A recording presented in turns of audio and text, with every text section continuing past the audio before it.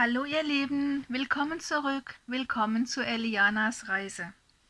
Im letzten Kapitel hat Eliana beschlossen, in der Gemeinschaft bei Arti und Deborah zu bleiben. Broderick hat eine Haushaltshilfe gefunden und Deborah hat erzählt, dass sie eine Tochter gehabt hatte, die aber vor der Geburt eines Kindes gestorben ist.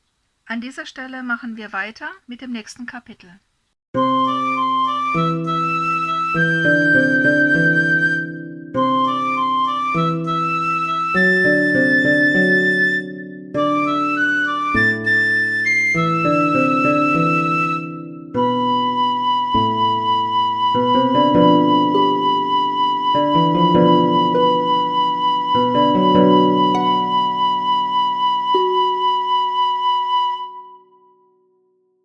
12. Kapitel. Es werde Licht. Ich habe Bilder von Klonland 3. Eliana hatte diese Woche Kehrdienst und war gerade dabei, den Zugang zum Haus vom Laub zu befreien, das bereits in großen Mengen von den Bäumen fiel. Broderick, rief sie aus, schön dich zu sehen. Warte, ich brauche noch 10 Minuten, dann komm ich rein und schau sie mir an. Ist gut, meinte der Händler, dann mache ich so lange die Geschäfte. Ich bringe die ersten Lebkuchen. Vom Werk? Fragte Eliana. Meine Haushälterin Fanny hat sie gebacken. Sie müssen aber noch etwas lagern, damit sie mürbe werden. Und er fügte hinzu, ich bringe 4 große Dosen. Versteckt sie gut. Bis Weihnachten sollten sie weich sein. Danke, Brody. Deborah macht das. Ich selbst könnte dir keine Garantie geben, dass bis Weihnachten noch welche da sind. Während Eliana das zusammengekehrte Laub in große Papiersäcke stopfte, machte sich Broderick auf die Suche nach Deborah. Eliana richtete sich auf und betrachtete die goldenen Sonnenstrahlen, die von den merklich ausgedünnten Blätterdächern der Bäume kaum noch aufgehalten wurden. Ein kühler Wind wehte in den letzten Oktobertagen. Eliana verspürte ein Ziehen im Unterbauch. Ja, sie war nun eine Frau. Sie hatte die Kindheit schon vor 4 Wochen zurückgelassen. Deborah war ihr eine große Stütze gewesen. Sie hatte ihr alles erklärt, was sie wissen musste, um sich zu pflegen und zu schützen. Auch wenn Eliana dem verlorenen Leben in der Siedlung noch ein wenig nachtrauerte, so war sie doch inzwischen froh, dass sie eine Frau bleiben durfte und nicht ihrer Fruchtbarkeit beraubt wurde. Eines Tages würde sie vielleicht Mutter sein, der Gedanke daran erfüllte sie mit einem ganz neuen Gefühl. Eliana stopfte den letzten Rest Laub in einen der beiden vollen Säcke und trug diese in den Hof. Vielleicht würde Broderick sie mitnehmen für Biogas oder Kompost.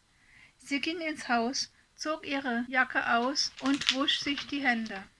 Dann holte sie ihr Kommi aus der Hosentasche und überflog die Neuigkeiten. 3 Terroristen in London verhaftet. Österreichs Präsident Baumann finanziert privates Space Shuttle mit Staatsgeldern. Dürre in China geht ins 4. Jahr. Argentinien zum 20. Mal Fußball-Weltmeister. Buenos Aires steht Kopf.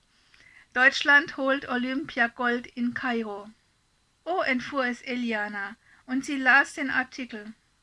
Leichtathletik, Extremtemperaturen bei 50 Grad im Schatten, ein unerwarteter Sieg. Die Siegerehrung nahm der ägyptische Finanzmagnat Khalid al-Bedir vor, der die Spiele in Begleitung seiner schönen europäischen Gattin »Ah, da bist du ja«, tönte Brodericks Stimme durch das Foyer. »Khalid al-Bedir«, murmelte Eliana vor sich hin. Etwas an dem Namen faszinierte sie. Später würde sie nachschauen. »Brody, ja, ich bin bereit«, rief sie. Broderick zeigte ihr die Bilder, die er mit dem Kommi von Klonland 3 geschossen hatte. Wie Eliana sehen konnte, waren die alten Gebäude komplett abgetragen worden. Stellenweise waren Keller ausgehoben und betoniert worden. Statt Sand griff man schon seit Jahrzehnten auf zermahlenen Altbeton zurück, da für diese Zwecke brauchbarer Sand äußerst knapp geworden war.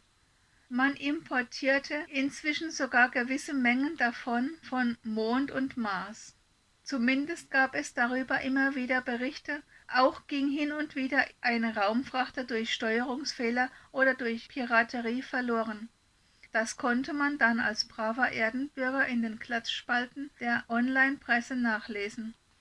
Weitere Bilder zeigten Maschinen und Kräne, Bauhütten und Halden von Material. Auch den neuen Lageplan der Siedlung hatte Broderick fotografieren können. »Wie bist du an den gekommen? Ist er nicht geheim?« fragte Eliana nicht ohne Bewunderung. »Nun«, antwortete Broderick, »der hängt dort in der großen Bude mit der Teeküche. Ich habe mich mit einem der Arbeiter über Gott und die Welt unterhalten, und dann habe ich um eine Tasse Tee gebeten mit der Begründung, ich sei ziemlich durchgefroren, was sogar der Wahrheit entsprach. Also nahmen sie mich mit und voilà, da hing er.« »Hatten die denn nichts dagegen, dass du ihn fotografiert hast?« fragte Eliana. »Sie haben es nicht gesehen«, grinste Broderick. »Auf diesen Baustellen passiert ständig irgendwo irgendwas. Man muss nur ein paar Minuten warten und seinen Tee langsam genug trinken.« »Du bist ein Gangster, wie er im Buch steht«, lachte Eliana. »Aber die Welt braucht Gangster, sonst erstarrt sie vollends in Bürokratie.« »Das hast du schön gesagt«, lobte Broderick. »Ach, ich lerne von dir«, zwinkerte Eliana. Broderick wandte sich zum Gehen. »Ich muss weiter«, sagte er. »Gute Reise und gute Geschäfte«, wünschte Eliana. So wie die Tür ins Schloss fiel, öffnete sie eine Suchmaschine und gab ein »Khalid al-Bedir«. Da war der Eintrag im Online-Lexikon. Khalid al-Bedir, geboren am 2.11.2331, also 20 Jahre alt, bald 21. Eltern Hasan al-Bedir und Hatice, Ehefrau Amapola Sirikit, geboren am 14.08.2338 in Europa. Fotos. Suche. Da. Pola sah berauschend schön aus in ihren ägyptischen Gewändern. Auch wenn sie sehr zurecht gemacht war und dadurch erwachsener aussah, erkannte Eliana sie sofort. In Europa heiratete man frühestens mit Eintritt der Geschlechtsreife.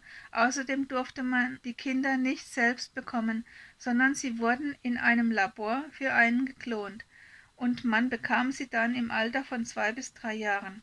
Das wurde ursprünglich eingeführt, nachdem eine nukleare Katastrophe globalen Ausmaßes gegen Ende des 21. Jahrhunderts dafür gesorgt hatte, dass nicht nur Milliarden von Menschen innerhalb weniger Wochen starben, sondern dass auch die Rate an Totgeburten und schwer behinderten Kindern bei den Überlebenden ungeahnte Ausmaße angenommen hatte. Weiterhin schossen Mutationen wie Pilze aus dem Boden. Und so verlegte man sich auf strenge Genkontrolle und sorgfältige Kombination der vorhandenen Keimzellen in Labors. Jedes Land hatte erst einmal seinen eigenen Genpool angelegt und kontinuierlich erweitert. Es hat über 100 Jahre gedauert, bis der Genpool der Menschheit auf weltweiter Basis einigermaßen erneuert war. Auch wenn der normale Fortpflanzungsweg wieder weitestgehend gefahrlos möglich war und von vielen gewünscht wurde, hatte man in der Laborzeugung so viele weitere Vorteile entdeckt, dass man bis heute dabei geblieben war.